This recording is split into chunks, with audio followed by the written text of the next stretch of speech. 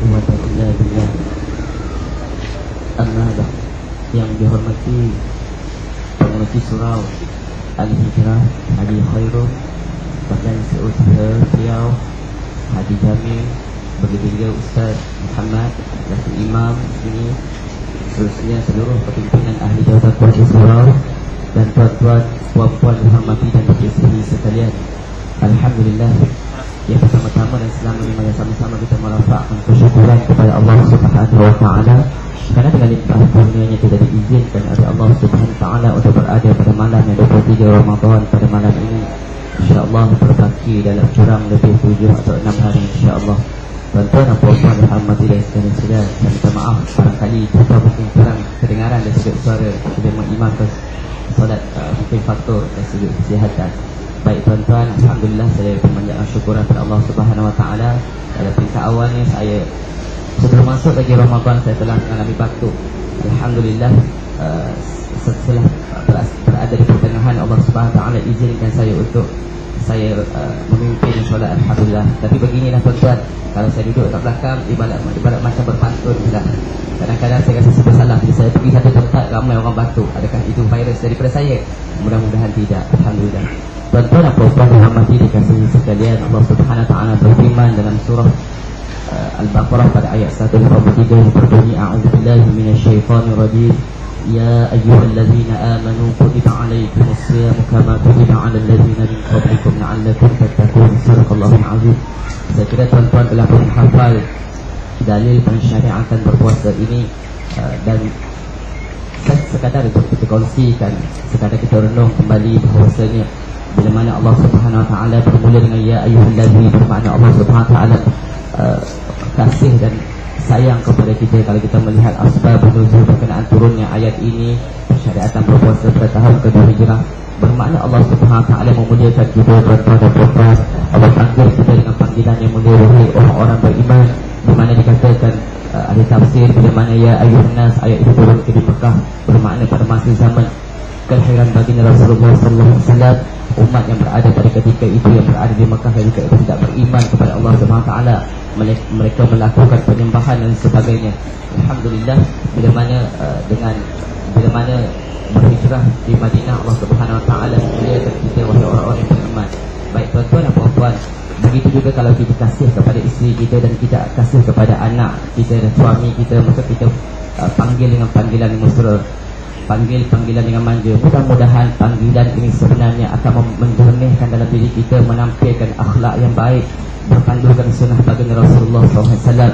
Jadi tuan-tuan, persoalannya sekarang bila mana Allah Subhanahu wa taala memuliakan kita, apakah sumbangan bakti nak kita berikan, apakah perkara yang nak kita laksanakan segala tuntutan Allah Subhanahu wa taala, syariat Allah Subhanahu wa taala, supaya kita sentiasa mentauhidkan Allah Subhanahu wa taala. Kalau kita melihat kepada tauhid yang dibicarakan, persoalan tauhid yang terbahagi kepada 3, bahawa di antaranya tauhid rububiyah, yang mana seluruh makhluk di atas muka bumi ini mentauhidkan Allah Subhanahu wa taala.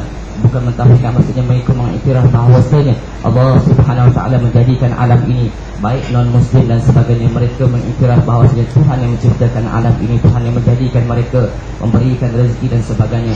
Manakala kita yang istimewanya kita kerana kita beriman dengan tauhid uluhiyah, yang mana bila mana kita iktikaf dengan jazan bahawasanya Allah Subhanahu wa taala yang menjadikan kita makhluk seumpamanya, dan Allah Subhanahu wa taala kita mengesahkan Allah Subhanahu wa taala.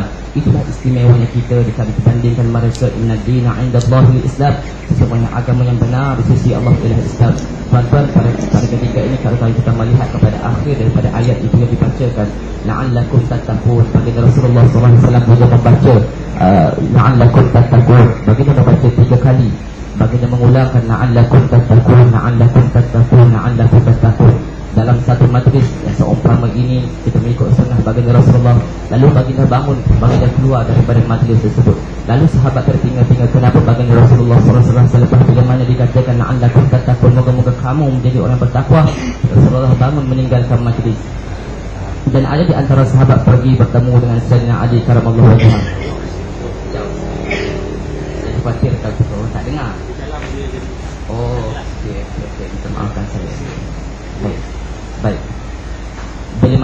Bila mana sahabat bertemu dengan Sayyidina Ali karamallahu wajhah, lalu Dikatakan Sayyidina Ali ditanya apakah dimasukkan takwa sebagaimana Rasulullah SAW mengulang sebanyak 3 kali.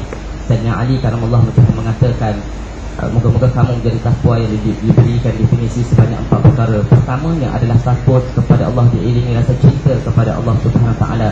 Kalau kita melihat anak-anak kita belajar dari segi pendidikan awal, diajar kepada mereka dengan nasyid dan sebagainya. Sebagai contoh, kami cinta Allah, kami sayang Nabi, kami taat Allah, kami ikut Nabi, kami ikut Nabi. Itulah pendidikan yang telah diberikan kepada anak-anak. Mentarbiyah anak-anak kita, tuan-tuan. Kalau kita ada anak, maksudnya kita pastikan anak kita mentarbiyahkan Allah Subhanahu Wa Taala. Berilah kepada mereka pendidikan daripada awal mereka taat kepada Allah. Bila mana anak-anak kita taat kepada Allah, yakinlah, percaya bahawasanya anak-anak kita akan menghormati kita. Dengan sendiri itu package yang telah diberikan dalam agama. Tapi bila mana anak-anak mentaati hanya kepada ibu bapa, belum pasti anak-anak itu mentauhidkan atau mengesahkan Allah Subhanahu Wa Taala. Kalau kita melihat dalam surah Asbabun Nuzul berkenaan surah Al-Ikhlas, Yahudi datang mencerca baginda, dikata kamu adalah penyebab di antara kenapa kami jadi memecah belah. Kamu menghina penyembahan yang telah kami lakukan dan sebagainya, dan kamu seolah-olah sebenarnya telah melakukan satu perasaan yang besar kepada kami.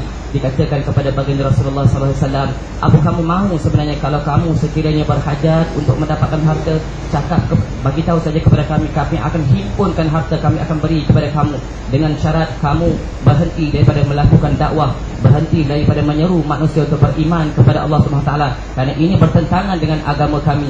Sekiranya kamu mahu perempuan, kamu pilih, kamu rindu kepada perempuan, pilih dan tunjuklah perempuan yang mana, kami akan kahwinkan kamu. Sekiranya kamu memerlukan kuasa, kami akan beri kepada kamu, dengan syarat kamu bila mana kamu memperoleh harta, kamu duduk diam-diam ibarat macam tu, tuan-tuan. Tidak mahu. Tapi alhamdulillah bila mana baginda Rasulullah SAW menjawab, ku ajak kamu untuk mentauhidkan Allah Subhanahu Wa Taala, kerana Allah yang menciptakan alam ini dengan syariat hukum Islam dan sebagainya, untuk kita menjadikan makhluk yang melaksanakan ibadah sebagaimana firman Allah Subhanahu Wa Taala, wa ma khalaqtul jinni wal ins illa liya'budun. Tidak aku ciptakan jin dan malaikat melainkan untuk beriman, untuk melakukan ibadah kepadaku. Tuan-tuan, kita bersyukur kerana firman Allah Subhanahu Wa Taala kita laksanakan pada saat dan ketika ini. Barangkali sebelum ini kita ingkar, jauh daripada perintah, ajaran agama dan sebagainya. Alhamdulillah, berdasarkan rahmat dan kasih sayang Allah Subhanahu Wa Taala, Allah pilih kita berada pada malam ini. Allah anugerahkan taufik. Alhamdulillah, surau yang seumpama indah ini dapat melaksanakan solat, mendirikan solat. Man qama ramadhana imanan wa ihtisaban ghufira lahu ma taqaddama min dhanbi. Siapa yang mendirikan malam dengan solat seolah-olah akan mendapat dengan penuh keimanan dan dengan penuh akan diampunkan dosa-dosa yang terdahulu. Tuan-tuan, dibicarakan dalam agama kita bahawasanya bila mana kita mendirikan solat fardu Isya secara berjemaah, bermakna seolah-olah kita telah mendirikan qiyamul lail sebahagian daripada malam. Begitu juga bila kita bangun bersahur, kita mendiri, kita dah hadir kepada surau masjid dan sebagainya untuk mendirikan solat berjemaah, bermakna seolah-olah kita menyempurnakan daripada sebahagian yang subuh itu dan malam, bermakna seolah-olah sepanjang malam kita melakukan qiyamul lail. Kalau diukur kepada diri kita, siapalah kita dengan rasa mengantuknya, tidak cukup tidur dan sebagainya, apalagi untuk melaksanakan di awal waktu. Kalau kita mampu untuk kita dirikan qiyamul lail di pagi hari, bermakna itu adalah rahmat dan kasih sayang Allah Subhanahu Wa Taala. Cuma tinggal lagi perancangan yang perlu kita gariskan ataupun target yang perlu kita lakukan. Bila mana 10 awal rahmat, dikatakan rahmat Allah Subhanahu Wa Taala itu wa awsatuhu maghfirah wa akhiruhu ankum minan nar, maka di awalnya rahmat, keduanya pengampunan. Kita mengharap kepada Allah Subhanahu Wa Taala, moga-moga kita tergolong di antara apa yang telah dinyatakan berdasarkan hadis baginda Rasulullah sallallahu alaihi wasallam. Dan kita juga mengharapkan pembebasan daripada api neraka, iaitu fasa yang ketiga yang kita berada pada malam ini, tuan-tuan. Moga-moga bermula pada saat ini kita dapat meningkatkan kualiti ibadah kita. Kalau dahulunya peringkat masih di peringkat lower, pertengahan, dan kita pastikan kita kadang-kadang iman yang ada up and down. Kita mengharapkan kita berada pada hujung ini akan meningkatkan keimanan kita, ketakwaan kepada Allah Subhanahu Wa Taala. Kalau kita melihat dalam surah Al-Qadr, ini kemuliaan yang dibicarakan persoalan A'udzubillahi minasyaitonirrajim. Inna anzalnahu fi lailatul qadr. Sesungguhnya kamilah, yakni kata Allah Subhanahu wa taala, menurunkan yakni Al-Quran pada malam kemuliaan. Bila mana ulama tengok satu ayat ini sebenarnya telah memberikan satu kupasan yang baik, sehingga kan bagi di luar sana ustaz-ustaz, para alim ulama telah menerbitkan buku dan sebagainya. Baik, cuba kita renung kembali bagaimana Al-Quran itu diturunkan daripada Lauh Mahfuz, yang sebagaimana firman Allah Subhanahu wa taala dalam surah Al-Buruj, bal huwa Qur'anun Majid. Inilah Al-Quran yang punya kemuliaan fi Lauhim Mahfuz, yang tersimpan di Lauhim Mahfuz. Bermakna Al-Quran sebenarnya telah berada Lauhim Mahfuz dalam pemilihan Allah Subhanahu wa taala. Lalu dikatakan ulama, Al-Quran turun pada 17 Ramadan sekaligus di Bait Al-Izzah. Begitulah dikatakan turun sekaligus. Di mana dikatakan 17 Ramadan, berarti kita sambut nuzul Al-Quran. Nuzul yang bermaksud turun atau pindah daripada satu tempat yang tinggi kepada ke bawah. Al-Quran, yakni kitab Allah yang suci ini, diturunkan daripada fi Lauhil Mahfuz sehingga ke Bait Al-Izzah. Begitu juga bila mana berada di langit dunia itu, Allah Subhanahu wa taala menurunkan Al-Quran berpandukan sirah baginda Rasulullah sallallahu alaihi wasallam, kerana Rasulullah mempunyai cabaran yang banyak, dugaan yang tinggi dan sebagainya. Baik, daripada Bait Al-Izzah, Allah Subhanahu wa taala menurunkan secara peringkat demi peringkat selama dikatakan ulama adalah selama 23 tahun. 13 tahun yang berada di Makkah, 10 tahun yang berada di Madinah. Madinah adalah kejayaan baginda Rasulullah mendirikan Daulatul Islamiyah.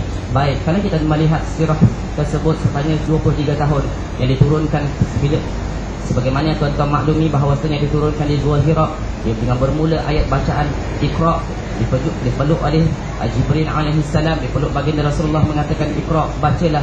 Maka Rasulullah sallallahu alaihi wasallam menjawab, ma ana biqari, aku tidak tahu membaca. Rasulullah yang dikatakan ummi, tidak tahu membaca. Begitulah pelukan yang kedua, ma ana biqari. Pelukan yang ketiga, ma ana biqari. Setelah itu baginda Rasulullah sallallahu pulang bertemu dengan isterinya Khadijah binti Khuwailid. Zambiluni, mengatakan kepada isterinya supaya selimutkan aku. Zambiluni, selimutkan aku. Hampir selesai daripada kegementaran baginda Rasulullah SAW, dalam keadaan ketakutan itu sempat selesai, dia menceritakan kepada isterinya Khadijah binti Khuwailid dan mengatakan bahawasanya perkara seumpama itu berlaku bila mana dia berada di Gua Hira. Lalu dikatakan oleh isteri baginda, dikatakan dia membawa baginda bertemu dengan sepupunya Waraqah bin Naufal. Waraqah bin Naufal ini adalah orang yang ahli kitab dan matanya buta, tapi dia mempunyai pendidikan yang tinggi, boleh membaca dan sebagainya. Satu selepas mana bertemu, Khadijah binti Khuwailid berkatakan buat Waraqah bin Naufal, dengarlah apa yang nak dikatakan oleh baginda Rasulullah SAW. Lalu baginda Rasulullah SAW menceritakan peristiwa yang berlaku. Lalu Waraqah ini sebenarnya dia telah mempelajari sebelumnya, dia mengetahui bahawa ini adalah utusan Allah Subhanahu wa taala. Lalu dikatakan ini adalah namus sebagaimana yang turunkan Nabi Isa. Dia kata, kalau sekiranya aku hidup pada ketika saat kamu diusir oleh umatmu, aku pasti akan menolongkan kamu. Baginda bertanya, adakah umatku akan mengusirku, menentangku dan sebagainya? Benar, dia ada satu Nabi yang diutuskan oleh Allah mendapat keistimewaan daripada umatnya. Umatnya pasti akan menentang. Satu perkara baik yang nak kita buat, belum tentu kita mendapat pengiktirafan. Satu perkara yang nak kita melakukan bertentangan daripada mindset masyarakat, kadang-kadang perlu pendekatan, uslub dan sebagainya. Begitu Rasulullah SAW menggunakan hikmah dan bijaksananya. Ud'u ila sabili rabbikum hikmah, serulah manusia ke jalan Tuhanmu dengan hikmah bijaksana. Lalu baginda berdakwah dari masa ke semasa. Baik, selepas itu kita melihat kisahnya agak panjang. Saya ingin singkatkan bahawasanya kita hari ini bersyukur kepada Allah Subhanahu Wa Taala dengan adanya para sahabat Nabi baginda Rasulullah SAW. Bila mana kewafatan baginda Rasulullah SAW yang tuan-tuan telah maklumi dari sudut sirah dan sebagainya. Baik, bila mana diwafatkan baginda Rasulullah SAW, kalau kita melihat kepada sirah, ada malaikat maut datang bertemu dengan malaikat maut, datang mengetuk pintu menyerupai manusia. Dia ketuk pintu, malaikat maut mengetuk pintu. Lalu pada saat dan ketika itu Rasulullah SAW dalam keadaan gering, dalam keadaan kesakitan dan sebagainya. Dikatakan bermula pada Safar, Rasulullah SAW telah sakit selama 18 hari sehingga kewafatan beliau baginda. Lalu bila mana diketuk pintu, anaknya Fatimah membuka pintu. Dikatakan kepada orang yang menyerupai orang yang sebenarnya pada hakikatnya malaikat maut datang Dan dengan arahan Allah Subhanahu Wa Taala, Allah kata kepada malaikat maut, sekiranya diizinkan kamu masuk ke rumahnya, maka kamu masuklah. Sekiranya tidak keizin, kau pulanglah atau kembalilah. Lalu bila mana ketukan yang pertama, Fatimah membuka pintu, dia kata, ayahku sedang sakit, pulanglah kamu. Setelah bila mana Rasulullah SAW mendengar ketukan itu, dikata ke Fatimah, tahukah kamu siapa yang mengetuk pintu? Itulah malaikat maut yang datang untuk memisahkan kita, mencabut kenikmatan dunia dan sebagainya. Lalu Fatimah bila mendengar bahawasanya baginda ayahnya akan kembali ke rahmatullah, dia menangis tak terhingga. Lalu dibuka pintu, lalu dimasuklah malaikat maut. Lalu bertemu malaikat maut berada di sebelah sisi baginda Rasulullah SAW. Lalu pada saat dan ketika itu Jibril yang merupakan perantaraan di antara wahyu Allah Subhanahu Wa Taala yang selama ini lalu kasih kepada baginda Rasulullah SAW turun berada di sebelah baginda Rasulullah. Dan baginda tanya kepada Jibril, wahai Jibril, tahukah kamu bahawasanya malaikat maut datang dengan arahan Allah untuk mencabut nyawaku? Benar. Dan baginda bertanya, apakah yang disediakan untukku dan umatku? Lalu dikatakan, pintu syurga telah terbuka luas, malaikat telah berbaris untuk menyambutmu ya Rasulullah. Ceritanya agak sedih sebenarnya, tetapi saya cuba untuk ringkaskan. Tapi bila mana dikatakan bagaimana tentang umatku yang tuan-tuan dengar bila saat sakaratul maut, ummati baginda Rasulullah SAW, itu tuan-tuan telah maklumi. Tapi bila mana dikatakan sesungguhnya baginda dalam saat kewafatan beliau tetap kasih dan sayang kepada umat beliau. Lalu Jibril mengatakan, sesungguhnya Allah Subhanahu Wa Taala tidak akan mengizinkan dan Allah Subhanahu Wa Taala akan memberikan kamu ya Rasulullah masuk syurga dan umatmu terlebih dahulu berbanding dengan umat dahulu. Bermakna umat dahulu kalau kita tengok dia yaumul mahsyar, dibangkitkan pada tiupan sangkakala yang kedua. Lalu umat dahulu datang di antara nabi ke nabi meminta syafaat dan sebagainya. Lalu bila mana bertemu daripada satu nabi, dikata aku tidak mampu sedangkan aku banyak melakukan kesilapan dan kesalahan, pergilah kamu. Sehinggalah akhirnya bertemu baginda Rasulullah SAW yang memberi syafaat tuan-tuan. Dan kita mengharapkan kita juga mendapat syafaat daripada baginda Rasulullah SAW. Apa saya nak kongsikan sedikit adalah sejarah pembukuan Al-Quran. Bila mana kewafatan baginda Rasulullah SAW, sahabat baginda Rasulullah SAW bermusyawarah, berbincang, apakah siapakah yang patut selayaknya untuk diangkat sebagai khalifah di atas muka bumi ini. Lalu bila mana sahabat bermusyawarah, berbincang, inilah menunjukkan surau. Kita berada dalam surau ini, kita bermusyawarah membuat satu perancangan yang baik. Hasilnya inilah tuan-tuan, adanya khemah, muslimat di dalam dan sebagainya. Dikatakan Haji Jamil dikata kalau saya duduk kat sini, muslimat nampak muka saya. Oleh kerana muslimat nampak muka saya tak nak duduk sini, saya nak duduk bawah. Bukan maaf banyak muslimat. Jadi begitulah, setelah bila mana dimesyuaratkan, dibincangkan, lalu dilantik Khalifah Abu Bakar. Lalu bila mana berlaku di awal pemerintahan Khalifah Abu Bakar, di awal pemerintahan berlaku peristiwa riddah, di mana pada peringkat awalnya masyarakat pada ketika itu banyak keluar daripada Islam, riddah yang maksudnya kufur, murtad dan sebagainya. Lalu dimesyuaratkan sekali lagi bersama antara para sahabat dan sebagainya. Satu selepas Nabi mesyuarat mengambil satu keputusan syura, di situ adalah untuk memerangi mereka yang murtad dan riddah dan sebagainya. Lalu berlakulah satu peperangan di Al-Yamamah, yang mana peperangan itu yang mana berlaku syahidlah 7 daripada 70 penghafaz Al-Quran daripada sahabat-sahabat Nabi, yang mana baginda bila mana baginda menerima wahyu, diminta sahabat-sahabat menulis dan menghafaz secara direct terus. Itu baginda menyemak bacaan tersebut, daripada baginda bacaan baginda disemak oleh Jibril. Lalu bila mana syahid selama 70 orang. Lalu Sayyidina Umar yang merupakan sahabat Nabi pada ketika itu merasakan kegelisahan, kalaulah sekiranya selepas daripada ini berlaku lagi peperangan, maka syahid seumpama itu, maka khawatir kalau sekiranya sahabat semua syahid dan tidak ada lagi penghafaz Al-Quran, khawatir kepada umat terdahulu. Inilah contoh yang telah diberikan oleh Sayyidina Umar, bagaimana dia membuahkan satu hasil yang baik, memikirkan tentang umat masa akan datang, bagaimana yang diajar pendidikan daripada baginda Rasulullah SAW.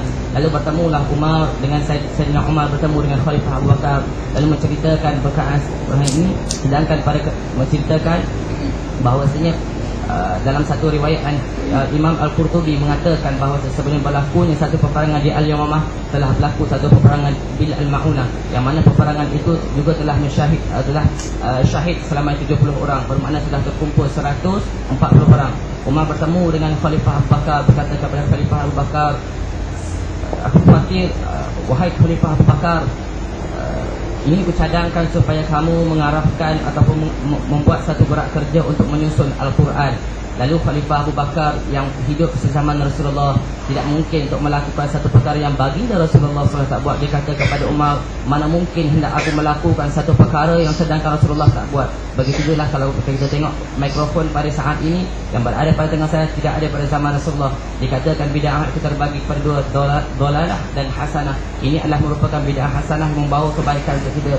Lalu bertemulah Umar di antara dengan Khalifah Abu Bakar, menunjukkan satu penghormatan. Bila mana seorang kedua, maka kita yang berada di bawah pastikan akhlak kita untuk kita mengusulkan cadangan melalui cadangan yang baik, perbahasan yang baik, akhlak yang baik. Lalu Umar bertemu dengan Khalifah Abu Bakar, bertemu sehinggalah pada satu ketika Allah Subhanahu Wa Taala membuka pintu hati Khalifah Abu Bakar. Dia berbincang, setelah dipersetujui dan sebagainya. Lalu Khalifah Abu Bakar memanggil Zaid bin Sabit yang pada ketika itu sebenarnya sezaman Rasulullah dia adalah merupakan seorang penulis wahyu. Lalu bila mana Zaid bin Sabit diarahkan, sebagaimana Umar menyatakan cadangan tersebut kepada Abu Bakar, Abu Bakar mengatakan perkara yang sama. Dikatakan Zaid bin Sabit sama juga yang hidup sezaman Rasulullah. Dikata kalau tuan hamba memarahkan saya untuk memindahkan gunung bakau itu, nescaya itu lebih senang daripada tuan hamba minta saya untuk membukukan Al-Quran, mengumpulkan Al-Quran, menjelujuri Al-Quran dan sebagainya. Lalu begitu juga Umar sebagai pemimpin tidak menggunakan kuasa veto, tidak menggunakan arahan dan sebagainya. Lalu dia bertemu dengan Zaid bin Sabit dari masa ke semasa. Ini menunjukkan soal kepimpinan yang baik, bagaimana dia menunjukkan akhlak kepimpinan yang baik, bertemu, berbincang dengan cara yang baik. Setelah itu bila mana Zaid bin Sabit dibukakan pintu hati Allah Subhanahu Wa Taala dan dia bersetuju. Lalu setelah bersetuju selama tempoh 1 tahun dia telah membukukan Al-Quran. Alhamdulillah, setelah selesai dia telah memberikan kepada Khalifah Abu Bakar. Tidak lama kemudian Khalifah Abu Bakar, sebagaimana firman Allah Subhanahu Wa Taala, kullu nafsin dha'iqatul maut, setiap yang hidup pasti akan menemui kematian dan sebagainya. Dan lalu Khalifah Abu Bakar kembali bertemu Allah Subhanahu Wa Taala. Lalu mesyuarat diadakan untuk kali yang kedua bila mana nak melatih khalifah yang kedua. Lalu setelah dipersetujui, Khalifah Umar diangkat menjadi khalifah yang kedua. Lalu bila mana Khalifah Abu Bakar menjadi pemerintah khalifah yang kedua, ceritanya agak panjang, saya cuba ringkaskan. Baik, setelah bila mana kullu nafsin dha'iqatul maut, sama juga Sayyidina Umar kembali, Khalifah Umar kembali kepada rahmatullah. Lalu bila mana kewafatan beliau, kewafatan baginda, lalu Al-Quran, mushaf yang telah dikarang oleh Zaid bin Sabit ataupun telah ditulis tersebut, dicetak dan sebagainya, maka berada pada tangan anaknya Hafsah binti Umar. Lalu bila mana setelah kewafatan baginda Sayyidina Umar, lalu sahabat bermesyuarat untuk kali ketiga untuk melantik khalifah yang ketiga. Lalu bila mana setelah dipersetujui, dilantiklah Khalifah Uthman. Lalu bila mana dilantik Khalifah Uthman, pada zaman pemerintahan Khalifah Uthman, Islam tersebar luas. Islam melakukan peperangan untuk menakluki negeri, negara dan sebagainya. Lalu bila mana dihantar Khalifah Uthman, Huzaifah dihantar kepada negeri-negeri lain untuk menakluki dan sebagainya. Bila mana Huzaifah pergi ke satu negara, dia melihat pertelingkahan berlaku, bagaimana mereka nak bagaimana pertelingkahan berlaku tentang Al-Quran. Ada yang mengatakan begini, ada yang mengatakan begini, ada yang mengatakan itu sebagaimana. Lalu Huzaifah agak kerisauan, dia takut sebagaimana Yahudi dan Nasrani bertelingkah nak menyatakan mana satu kitab yang betul dan sebagainya. Lalu dia pulang dan bertemu dengan Khalifah Uthman. Lalu dikatakan kepada Khalifah Uthman, bila mana aku berada di sana, aku melihat pertelingkahan berlaku di antara masyarakat gini. Lalu selepas itu Khalifah Uthman mengambil satu tindakan yang baik, tindakan yang segera, terus membuat satu surat meminta kepada Hafsah, wahai Hafsah, berilah kepada aku pinjam naskah mushaf Al-Quran tersebut untuk aku salin dan hantar ke negeri-negeri yang lain. Lalu bila mana Hafsah menerima arahan daripada pimpinan, dia mempunyai satu walak dan sifat kepercayaan kepada pimpinan, terus tanpa menengahkan mata, terus dia menghantar. Lalu diarahkan sekali lagi Zaid bin Sabit untuk menyalin Al-Quran tersebut. Dan sahabat-sahabat 3 orang dikatakan Sayyidina Umar, inilah akhlak yang ditunjukkan oleh Sayyidina Khalifah Uthman.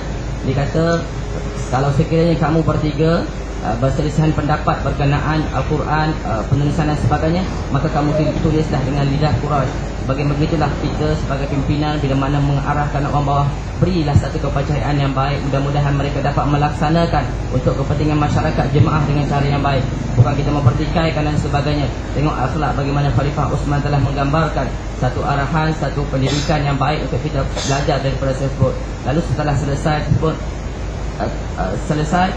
maka selesai dipulang kembali Al-Quran Mushaf Uthmani tersebut yang kita baca pada ketika ini dan dihantar kepada negeri. Dan alhamdulillah melalui pemeliharaan Allah Subhanahu taala, Al-Quran yang kita berada pada ini, itulah sejarah dan peristiwa dan sebagainya. Lalu bila mana kita tengok pada ayat surah Al-Qadr, wa ma adraka ma lailatul qadr, kita perhatikan bila mana Allah Subhanahu taala memberikan menyatakan satu keagungan Allah. Kita tengok lihat begitulah dalam Al-Quran, Allah bertanya, dan tahukah kamu apakah malam kemuliaan itu? Kalau kita melihat dalam surah Al-Qari'ah, Al-Qari'ah hari kiamat, lalu Allah bertanya sekali lagi, apakah hari kiamat itu? Nampak? Jadi ini ada satu perkara seolah-olah menggambar kepada kita ada satu rahsia yang agung di situ. Apakah yang dimasukkan Al-Quran dan yang dikatakan turun secara peringkat, tujuannya untuk memberitahu penghuni segala langit, untuk umat baginda Rasulullah, untuk bagi ke atas baginda Rasulullah SAW, Nabi akhir zaman dan umat baginda. Lalu barangkali ini adalah merupakan satu pendidikan supaya sahabat-sahabat mencari satu jawapan yang baik berkenaan dengan kenapa Allah Subhanahu Wa Taala menyatakan tentang penurunan Al-Quran. Lalu di situ ada satu pertanyaan berkenaan, dan tahukah kamu berkenaan apa? Sesungguhnya kita ini umat baginda Rasulullah SAW dari sudut ilmunya tidak seberapa.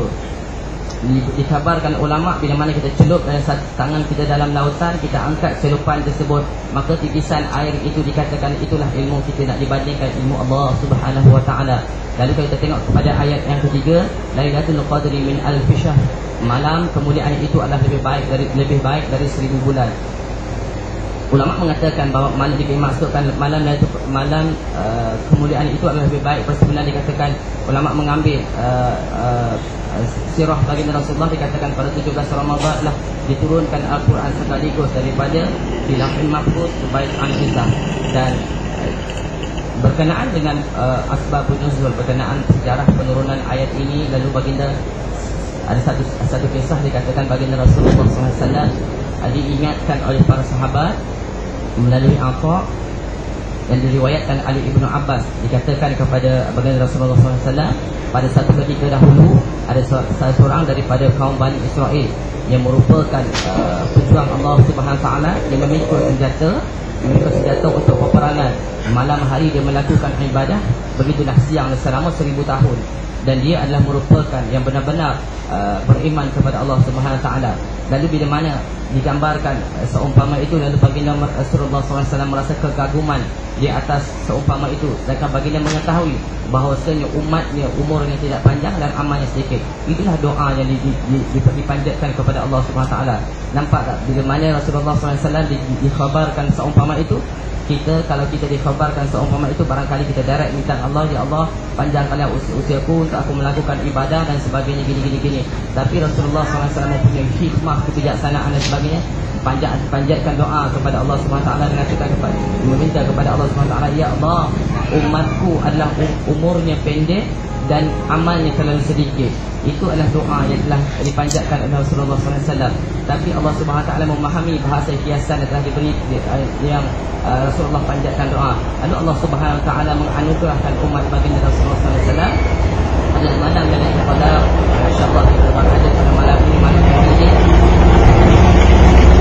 ganti Rasulullah SAW pada akhir kita di masjid hari terakhir meningkatkan ibadah, hari terakhir disemak bacaan oleh Jibril AS dan sebagainya. Maka kita yang berada pada ketika ini, malah sama-sama kita berada untuk kita meningkatkan ibadah kita. Kita bangun di malam hari, tuan-tuan buatlah seberapa yang mungkin. Kadang-kadang sejak di antara kita tidak sama. Barangkali tuan imam kita bangun lebih awal, barangkali sahabat kita lebih awal dan sebagainya melaksanakan ibadah dan sebagainya.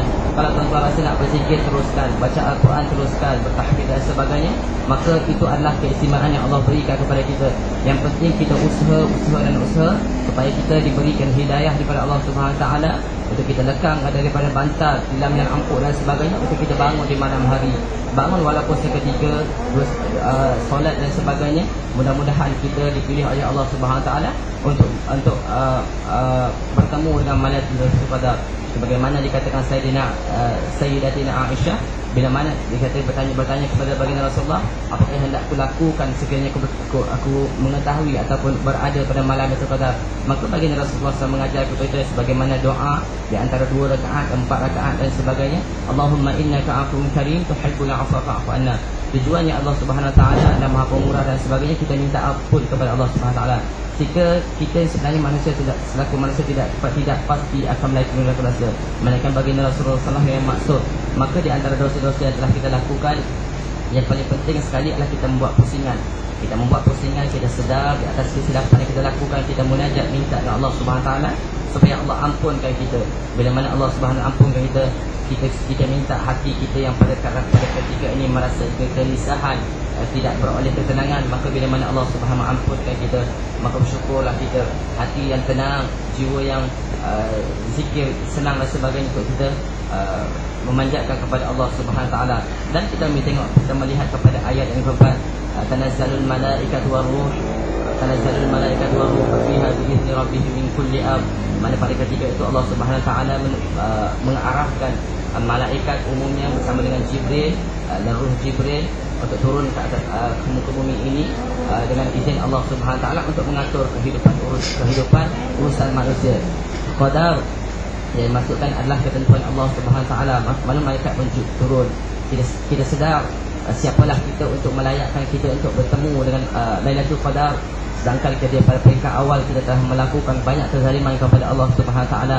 Namun kita dengan sangkaan baik, dengan cuba untuk merubahkan kesilapan, kesalahan yang telah kita lakukan, kita mengharapkan ibadah bulan Ramadan yang kita lalui pada saat ini, kita mengharapkan kita juga terpilih oleh Allah Subhanahu Wa Taala. Walau bukan melalui calon waiting list, walau melalui calon simpanan dan sebagainya, kita mengharap kita di antara orang-orang yang terpilih oleh Allah Subhanahu Wa Taala. Kalau kita melihat dalam Imam Hujjatul Islam Imam Ghazali telah menyatakan, kalau sekiranya puasa turun pada hari ini, bermakna Lailatul Qadar berlaku pada ketika ini. Tapi saya tak nak cakap. Ketika saya cakap, semua orang malam ni tidur, bangun pada hari yang turun. Saya gurau je, kita apa. Dan itulah menggambarkan bagaimana Imam Hujjatul Islam itu telah melaksanakan setiap daripada malam. Dia memastikan bahawasanya dia bangun di malam hari untuk mendirikan solat sunat, tasbih dan sebagainya, mengharapkan dia adalah di antara orang yang terpilih. Dia kata dia tidak pernah meninggalkan atau tertinggal satu malam daripada malam Ramadan. Dan dikatakan kalau sekiranya berlaku gini, bermakna kita yakin dan percaya bagaimana dia telah mendirikan qiyamul lail daripada awal Ramadan sampai akhir. Ada pendapat mengatakan perbahasan ulama Ramadan Lailatul Qadar itu berlaku dalam sepanjang bulan Ramadan. Ada pendapat mengatakan akhir Ramadan. Begitulah Abu Zar yang dikatakan bertemu dengan Rasulullah, ya Rasulullah, adakah Lailatul Qadar ini begini-begini, tanya Rasulullah. Rasulullah berkata berlaku pada bulan Ramadan. Baik, bila mana berlaku Ramadan, adakah setelah bila mana wafatnya Nabi, adakah Lailatul Qadar itu turut diangkat ke langit ataupun berada sehingga hari kiamat? Rasulullah berkata ada sehingga hari kiamat. Lalu bila mana dia Abu Zar agak nakal, ditanya kepada baginda Rasulullah, wahai Rasulullah, dia merupakan sahabat Nabi, dia kata kalau berlaku juga, kalau seumpama itu, bilakah berlakunya Lailatul Qadar? Baginda menjawab, bersedia melaksanakanlah pada 10 yang awal dan 10 yang akhir. Lalu bila mana ditanya Rasulullah kata, cukuplah ini sekadar persoalan yang terakhir, jangan kamu tanya lagi. Lalu selepas mana bila dia bersembang Rasulullah, dia ingat dia lupa. Rasulullah lupa, ditanya lagi. Rasulullah kata, carilah pada yang 7 yang akhir dan sebagainya. Ini menggambarkan sahabat nak lagi dan lagi untuk membuat persiapan dan sebagainya, untuk bangun di malam hari, untuk mengambil keistimewaan. Dikatakan Lailatul Qadar itu adalah lebih baik daripada 1000 bulan. Dikatakan ulama dibahagikan 1000 bulan itu selama 83 tahun ataupun 4 bulan dan sebagainya. Baik, turun pada malaikat telah menentukan 3 perkara. Yang pertama berkenaan hukum, pertama keduanya adalah rezeki kita daripada awal Ramadan ini sehinggalah Ramadan yang akan datang. Ketetapan itu Allah Subhanahu Wa Taala telah menetapkan rezeki kita sepanjang daripada tahun itu. Kita mengharapkan bila mana kita memperolehi dan selayaknya itu kita mendapat kebaikan sepanjang pada tahun. Begitulah kalau non-Muslim dikatakan ini adalah tahun duka cita. Ada orang kata ini adalah tahun menggembirakan, tahun mendapatkan manfaat dan sebagainya. Tuan-tuan, kalau kita berpandu kepada situ, kita ambil think positif, kita ambil supaya kita melayakkan untuk menerima Lailatul Qadar. Barangkali bila mana kita selayaknya kita dipilih oleh Allah Subhanahu Wa Taala, kalau kita melihat dalam doa, dalam zikir dan sebagainya, Ilahi lastunil firdausi a'la wala aqwa ala nabil jahim fahabli taubatan waghfir dhunubi fa innaka ghafirun dzambil azim. Tuhanku, aku tidak layak untuk syurgamu, namun tak upaya menanggung siksa api neraka. Dari itu nyatakanlah keampunan kepadaku, sesungguhnya Engkaulah Maha Penampun dosa-dosa besar.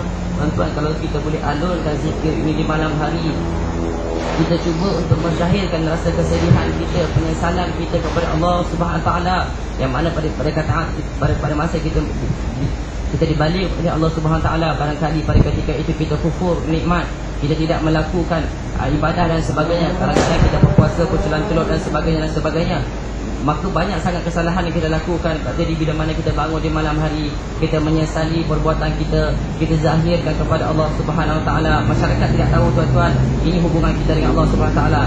Barangkali titisan air mata bercucuran menangis pada Allah Subhanahu Wa Taala, menyesal dan tidak tega, sehingga bila mana ungkapan Ya Allahu Ya Allah, kalau betul hadir daripada hati yang betul-betul mengasai keinsafan dan keagungan Allah Subhanahu Wa Taala, barangkali kita yang hati yang keras ini tidak mustahil, tuan-tuan, kita boleh mencucurkan air mata kita, mengalir dengan rasa penuh keinsafan, memanjatkan rasa syukur nikmat kepada Allah Subhanahu Wa Taala kerana dipilih untuk kita bangun di malam hari. Kalau kita melihat dari segi konsep syukur, barangkali ramai orang mengatakan bila mana kita memiliki kenderaan, cuba pastikan kita melihat orang yang memiliki motor. Sebab khawatir bila kita memiliki kenderaan, kita melihat orang memakai kereta yang lebih besar, kita takut hati kita tidak diterbiah bahawasanya kita perlu bersyukur kepada Allah Subhanahu Wa Taala nikmat kereta yang kita miliki, walau kereta biasa dan sebagainya. Dan bila mana kita melihat kepada mereka yang ada motor, kita memanjatkan rasa syukur kepada Allah Subhanahu Wa Taala kerana kita keperluan isteri kita, keluarga kita dapat kita tunaikan. Mereka yang ada motor ni merasa kita melihat kesusahan mereka, kadang-kadang anaknya demam nak bawa pergi hospital susah, kadang-kadang anaknya sakit dan sebagainya, hujan dan sebagainya. Kadang-kadang kita simpati melihat orang lalu sebelah bawa anak dia kecil-kecil 3-4 orang, kalau polis tahan kata dia penuh dah, tak muat dah.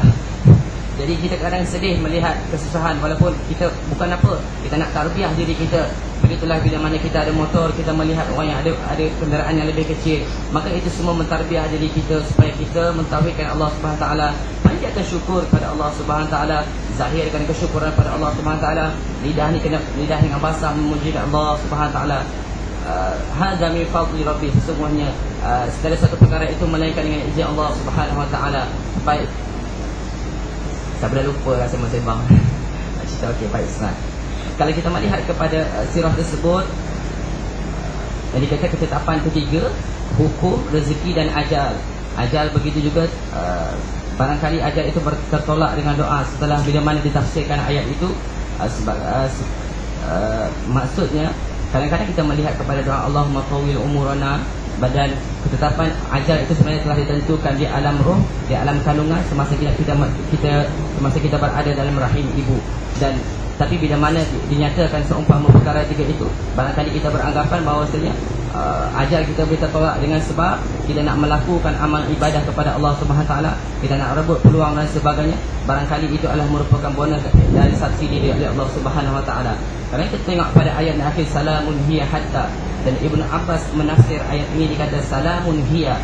Salamun hiya, surah Al-Qad dikatakan 30 kalimah.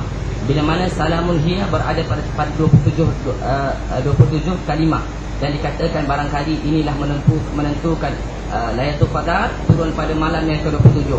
Dan tidak mustahil juga ada pendapat yang lain mengatakan bila mana Lailatul Qadr terkandung sebanyak 9 huruf.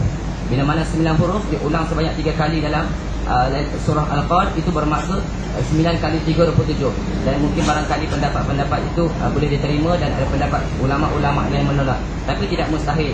Kalau kita melihat salamun hatta matla'il fajr, itu adalah salam yang telah diberikan oleh para malaikat kepada wajib Allah, diberikan malaikat kepada kekasih Allah yang mentaatinya dan sebagainya. Dan kita mengharap kita di antara orang yang beriman sentiasa berada dalam lingkungan agama, gerak kerja dan sebagainya.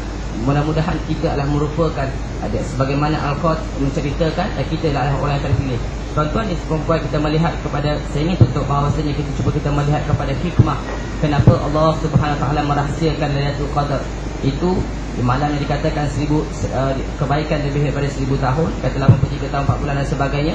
Baik, hikmahnya adalah tuan-tuan supaya kita tidak memilih-milih satu perkara yang nak kita lakukan, dan kita menerima seadanya.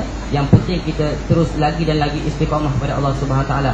Bukan bila mana kita nak melakukan kebaikan cukup sekadar melakukan Lailatul Qadar itu sebanyak sini, so relax masa Ramadan akan datang, tahun Ramadan akan datang melaksanakan ibadah. Barangkali itu pendapat-pendapat yang nakal. Tapi hikmahnya Allah merahsiakan satu perkara nak kita, bukan kata bulan Ramadan saja, bulan Syawal dan sebagainya, maka kita sentiasa terus lagi dan lagi bangun di malam hari melaksanakan ibadah dan sebagainya. Sekurang-kurang kita melaksanakan tahajud 2 rakaat dan sebagainya. Kalau kita mampu istiqamah melalui fitrah semula jadi bulan Ramadan, madrasah Ramadan, universiti Ramadan yang diajar kepada diri kita ini, kita dapat mengekalkan dalam bulan Syawal walaupun tidak terlalu banyak, tapi kekalan itu, istiqamah itu kita mendirikan, melaksanakan dan sebagainya.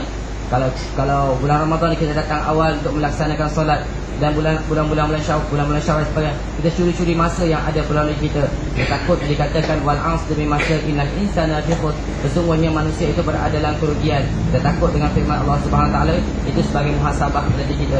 Begitu juga Allah Subhanahu Wa Taala merahsiakan saat ijabat, saat mustajabnya doa pada hari Jumaat. Kenapa Allah Subhanahu rahsiakan saya ambil masa dalam 2-3 minit. Kenapa Allah Subhanahu Wa Taala merahsiakan saat diperkenankan doa pada hari Jumaat? Itu adalah merupakan hikmah supaya Allah Subhanahu Wa Taala nak mendengar suara kita, untuk sentiasa kita meminta kepada Allah Subhanahu Wa Taala, memanjatkan doa dan sebagainya. Dan walaupun ada pendapat mengatakan di antara 2 Jumaat, maka khatib tengah duduk di atas mimbar itu, saat itu mustajab doa. Wallahu alam. Begitu juga dalam perkara-perkara yang lain, banyak Allah Subhanahu Wa Taala rahsiakan hari kiamat dan sebagainya. Tujuannya adalah supaya kita terus istiqamah, terus beriman kepada Allah Subhanahu Wa Taala, mentaati Allah Subhanahu Wa Taala, melakukan kebaikan dan sebagainya. Dan banyak lagi lah perkara-perkara yang Allah Subhanahu Wa Taala merahsiakan. Satu perkara termasuk ajal kita dan sebagainya. Tujuannya adalah supaya kita kembali kepada fitrah, mentauhidkan Allah Subhanahu Wa Taala, melaksanakan ibadah, melakukan satu perkara yang merupakan sunnah baginda Rasulullah sallallahu alaihi wasallam. Kita mengharapkan diri kita, keluarga kita, isteri kita semua berpandukan sunnah baginda Rasulullah SAW. Dan siapa yang kasih kepada baginda, siapa yang kasih kepada baginda Rasulullah SAW, insyaAllah akan bersama dengan baginda Rasulullah SAW di hari akhirat, iaitu di dalam syurga Allah, insyaAllah. Saya kira cukuplah sekadar itu. Akhir kata, sekiranya saya melakukan kesilapan, ungkapan yang tidak manis, mesra dan sebagainya, saya mohon maaf. Semuanya saya yang akhirnya ini diberi peluang syukur yang tidak terhingga kepada Allah Subhanahu Wa Taala. Sedangkan kalau saya fikir siapalah saya untuk membicarakan persoalan agama, barangkali ini adalah tujuan Allah Subhanahu Wa Taala supaya saya belajar untuk membicarakan persoalan agama. Mudah-mudahan saya dapat mentarbiyah isteri saya, dapat mendidik anak saya, supaya kita semua kembali kepada Allah Subhanahu Wa Taala, kita sentiasa melaksanakan kebaikan. Saya kira cukuplah sekadar itu. Akhir kata, wabillahi taufiq wal hidayah. Assalamualaikum warahmatullahi wabarakatuh.